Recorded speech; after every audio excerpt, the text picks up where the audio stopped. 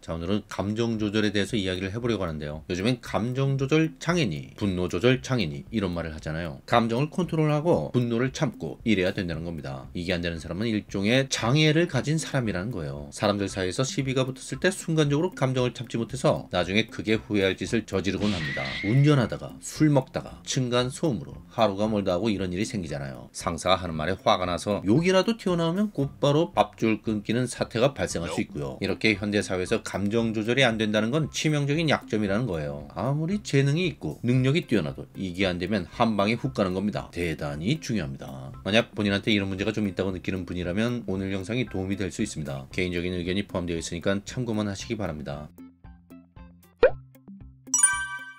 먼저 알아야 할 게 우리의 감정은 생각 그리고 신체와 연결되어 있다는 거예요. 이 세 가지가 서로 영향을 미치고 순환하면서 통일성을 유지하려고 합니다. 이전에 제가 자존감 얘기할 때 선순환과 악순환에 대해서 말씀드린 적이 있어요. 비슷한 얘기입니다. 우리는 언제나 둘 중 하나에 올라타고 있는 거예요. 선순환 사이클에 올라타 있는 사람이 있고 악순환 사이클에 올라타 있는 사람이 있습니다. 선순환 사이클에 올라탄 사람은 긍정적인 생각을 하고 긍정적인 활동을 하고 긍정적인 감정을 자주 느낍니다. 이게 따로 노는 게 아니라 다 연결되어 있어요. 긍정적인 생각을 하니까 긍정적인 행동을 하게 되고 그 결과로 긍정적인 감정을 느끼고 그래서 다시 긍정적인 생각을 하게 되고 이렇게 된다는 거죠. 이런 사람은 부정적인 생각을 하려고 해도 잘 안 돼요. 몸 컨디션도 최상이고 기분도 좋은데 부정적인 생각이 왜 드냐는 겁니다. 일부러 그렇게 하려고 해도 잘 안 되는 거죠. 악순환 사이클에 올라탄 사람도 마찬가지예요. 부정적인 생각을 하면서 부정적인 행동을 하고 부정적인 감정을 자주 느끼는 사람한테 야 그러지 말고 긍정적인 생각을 해봐. 그럼 모든 게 달라진다니까. 너도 행복해질 수 있어. 이렇게 말한다고 해서 갑자기 그 사람이 그래 이제부터 긍정적인 생각을 해야지 한다고 그게 되냐는 겁니다. 옆에서 계속 부추기면 한두 번 시도해 볼 수는 있겠죠. 하지만 결국 그냥 그러다 말 가능성이 커요. 몸도 피곤하고 기분도 꿀꿀한 상태에서 그런 생각을 자꾸 하려고 하다가 내가 지금 뭐 하고 있는 거지 이렇게 갑자기 현타 오면서 더 짜증날 수도 있어요. 얼핏 마음만 먹으면 생각을 바꿀 수 있을 것 같죠? 하지만 사실은 쉽지 않아요. 생각이 감정과 신체 상태와 연결되어 있기 때문에 그런 겁니다. 말씀드렸듯이 평상시에 행복한 감정을 자주 느끼고 몸의 컨디션까지 좋은 사람이라면 별 노력을 하지 않아도 자연스럽게 긍정적인 생각이 들지만 평소 몸이 아프거나 기분이 다운되어 있는 사람이라면 애쓰고 노력해도 잘 안 된다는 거죠. 근데 그래도 감정보다는 생각이 좀 나아요. 생각을 바꾸는 게 감정을 바꾸는 것보다는 좀 더 쉽다는 겁니다. 생각은 어쨌든 언어로 하는 거잖아요. 그래서 누군가와 대화를 하거나 책을 읽거나 혹은 이런 유튜브 영상을 보다 보면 평소에 안 하던 생각을 하게 되거나 예전엔 잘 몰랐던 걸 알게 되거나 이러면서 생각이 바뀌는 경우가 종종 있어요. 하지만 감정은 어때요? 이건 도대체 어디서부터 손을 대야 할지 모른다는 겁니다. 시험 망치고 엄마한테 혼난 아이나 여친한테 차여서 절망하는 젊은이가 이러지 말자 행복해지자 이런다고 그게 되냐는 거예요. 생각은 그래도 잠깐은 머릿속에 들어왔다 나가기라도 하지 이 감정이라는 건 어떻게 할 수가 없어요. 어떻게 접근해야 할지 감조차 안 잡힌다는 겁니다. 근데 그럼에도 불구하고 모든 사람은 행복해지고 싶어 합니다. 불행해지고 싶은 사람은 아무도 없어요. 정상적인 사람이라면 다 그렇습니다. 행복이니 불행이니 하는 게 감정이에요. 아까 감정, 생각, 신체가 다 하나로 연결되어 있다고 했잖아요. 근데 이 연결된 것 중에서 마치 목표처럼 작용하는 게 감정이에요. 그렇죠. 생각을 하는 이유도 그렇고 신체 활동을 하는 이유도 깊이 따지고 보면 결국 감정 때문이라는 거예요. 사실은요. 야 너도 행복해질 수 있어. 이러지 말자.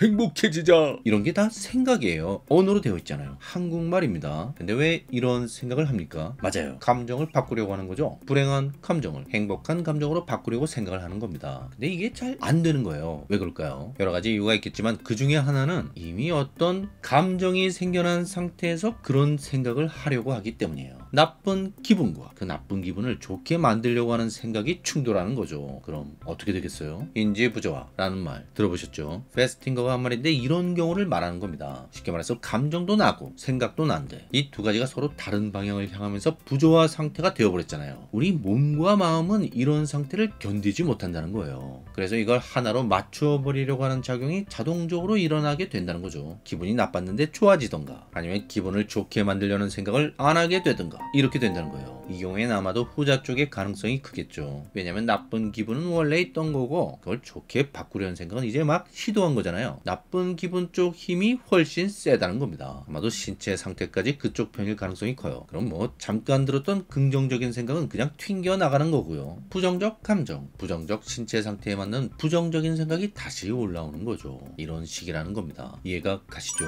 자, 근데 여기서 이미 기분이 나쁜 상태라고 했죠. 왜 기분이 나쁜 걸까요? 아마도 어떤 상황 때문에 그런 거겠죠. 예컨대 친구가 약속 장소에 나오지 않았어요. 그래서 화가 났습니다. 친구가 약속 장소에 나오지 않은 거에 왜 화가 나는 걸까요? 이렇게 물어보면 아마 많은 분들이 무슨 질문이 그래? 아니 그럼 당신은 그런 상황에서 화가 안 납니까? 이렇게 대답할 거예요. 일반적으로 우리는 어떤 상황 때문에 감정이 생긴다고 생각해요. 그 상황이 발생하면 즉각적으로 화가 나거나 기쁘거나 슬퍼지거나 이렇게 된다는 겁니다. 근데 사실은 상황 자체가 직접적으로 감정을 만들어내는 게 아니고요. 그 상황과 감정 사이에 뭔가가 있다는 겁니다. 그게 뭘까요? 바로 생각이에요. 상황에 대한 나의 인지, 판단, 평가 이런 게 다 생각이죠. 사실은 이 생각이 먼저 일어나는 거고요. 그 다음에 감정이 발생한다는 거죠. 감정에 직접적인 영향을 미치는 건 상황이 아니라 그 상황에 대한 생각이라는 겁니다. 다만 이 과정이 너무 순식간에 지나가기 때문에 우리가 미처 의식하지 못한다는 거예요. 이건 아론 백이라는 정신의학자가 발견한 건데요. 이 발견을 통해 약을 복용하지 않아도 감정 조절을 할 수 있게 된 거예요. 이걸 인지치료라고 합니다. 자, 그러면 아까 그 상황으로 돌아가서 약속 장소에 나오지 않은 친구한테 화가 난 사람 역시 어떤 생각을 했다는 거잖아요. 무슨 생각을 했던 걸까요? 본인도 잘 의식하지 못했다는 그 생각이란 게 도대체 뭡니까? 아마도 이 자식이 또 늦네. 날 뭘로 하는 거야? 이런 생각이겠죠. 중요한 약속이라고 생각했다면 이렇게 늦지는 않을 거잖아요. 그러니까 나를 개무시한 거죠. 나로서는 화가 나는 게 너무나 당연한 거예요. 자, 그런데요. 비슷한 상황일 때 분노가 아닌 다른 감정을 느끼는 경우도 있어요. 불안을 느끼거나 심지어 미안한 감정을 느끼는 경우도 있다는 겁니다. 불안을 느낀 사람은 얘 사고 난 거 아니야? 이런 생각을 자기도 모르게 한 거고요. 미안함을 느낀 사람은 괜히 이쪽으로 오라고 했나? 이 친구 집이 꽤 먼데 이런 생각을 했을 수 있습니다. 이 숨겨진 생각을 알아내는 게 중요해요. 왜냐하면 일단 어떤 감정이 생겨나면 그게 내 몸과 마음을 지배해버립니다. 그래서 다른 생각을 하려고 해도 잘 안 되는 거예요. 이미 친구가 안 보여서 화가 났는데 그래 그럴 수도 있지 뭐 이런다고 화가 안 나는 게 아니라는 겁니다. 화가 난 후에 그걸 어떻게 해보려고 하지 말고 화가 올라온다 싶으면 정신을 바짝 차려야 되는 거예요. 왜 화가 나고 있지? 화가 난 원인을 들여다보는 거죠. 보통은 그 원인을 단지 친구가 늦어서 라는 상황에서만 찾으니까 방법이 없게 되는 겁니다. 상황은 우리가 통제할 수 없거든요. 아무리 그걸 피하려고 해도 예기치 못한 상황이라는 게 있는 법이죠. 그래서 우리는 상황을 통제할 수 없고 따라서 감정도 통제할 수 없게 되는 거예요. 상황이 아니라 그 상황을 해석하는 나의 숨겨진 생각에 주목해야 하는 겁니다. 이걸 통제하면 감정도 어느 정도 통제 범위에 들어온다는 겁니다. 무슨 얘기인지 알겠어요. 생각을 바꾸라는 얘기잖아요.